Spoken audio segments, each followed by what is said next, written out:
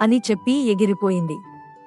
దీంతో గుంటనక్కల నాయకుడికి భయం పట్టుకుంది. కుందేళ్ల జోలికి వెళ్ళొద్దని అన్ని గుంటనక్కలకు గట్టిగా చెప్పాడు. అప్పటినుంచి కుందేళ్లు స్వేచ్ఛగా జీవించసాగాయి.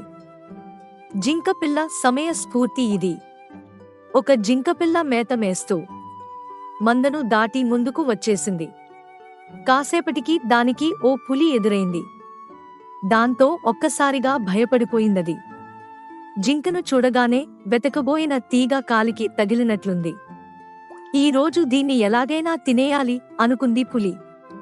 భయం కనిపించకుండా, పులిరాజా, నేనే మిమ్మల్ని వెతుక్కుంటూ వస్తున్నాను. ఇంతలో మీరే ఎదురుపడ్డారు అంది జింక. దానికి ఆశ్చర్యపోయిన పులి, అదేంటి అంది. మా జింకలన్నీ అన్ని జంతువుల కన్నా మేమే అందంగా ఉంటామని చెప్పుకుంటున్నాయి.